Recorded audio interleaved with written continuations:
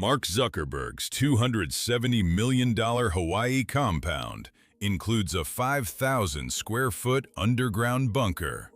But that's just level 1 of the billionaire bunker game. You think you know how deep the rabbit hole goes? There are 7 distinct levels of apocalypse preparation, and what starts as a little shelter escalates into underground civilizations designed to outlast the collapse of society itself. What separates rich people from truly wealthy people is how they think about bunkers. Not as underground holes to hide in, but as architectural problems to solve. Level 1 is what you'd expect from someone who just crossed into 9-figure wealth. You take an existing mansion and retrofit one room into a reinforced safe space. High-end panic room construction typically starts around $50,000 and can reach beyond $500,000, depending on amenities. The wealthy aren't messing around with closet conversions.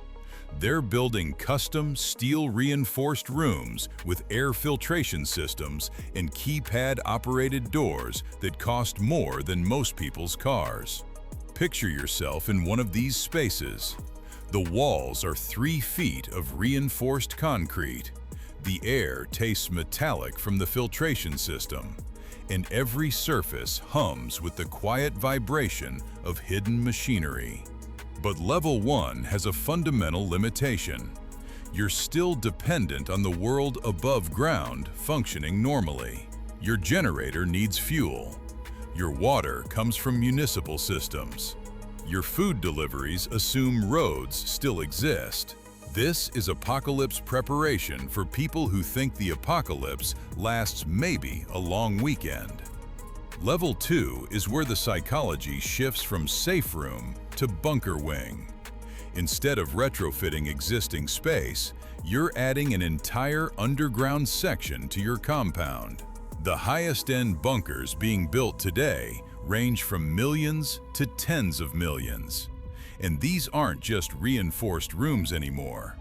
They're self-contained living spaces with independent power, water storage, and enough supplies to last months instead of hours. The difference isn't just scale, it's philosophy. Level 1 assumes help is coming. Level 2 assumes help might not come at all. You're not hiding from a home invasion anymore. You're preparing for systemic breakdown.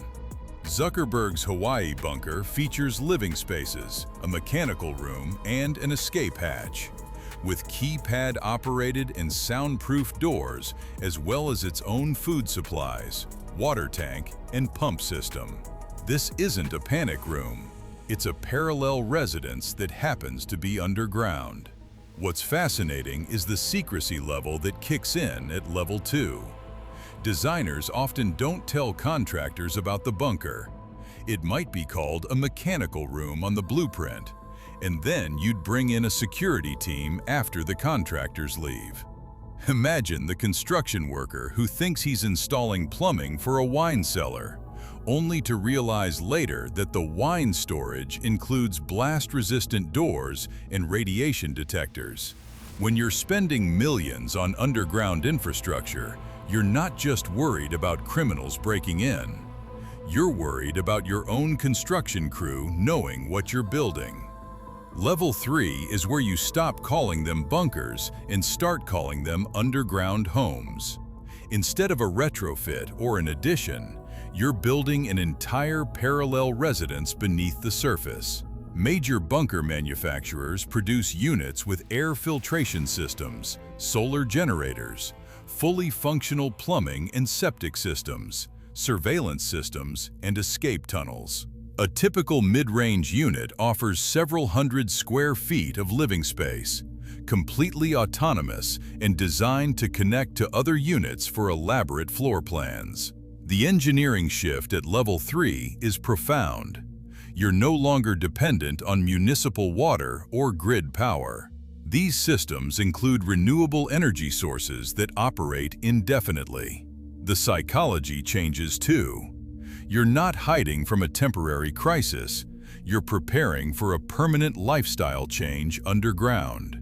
Walk through one of these spaces and you'll find it feels more like a high-end apartment than a bunker. Hardwood floors, granite countertops, and windows that display digital feeds of the surface world. This is where the wealthy start thinking in terms of years, not months. A Level 3 installation typically costs millions, depending on customization and depth. But Level 3 has a fatal limitation. It's designed for one family unit. When you start thinking about extended survival scenarios, you realize that isolation is its own death sentence. You need community, skills, and redundancy that a single household can't provide. Level 4 solves this by scaling up to compound-style bunkers designed for multiple families. Large-scale installations have been built capable of housing dozens of families deep underground.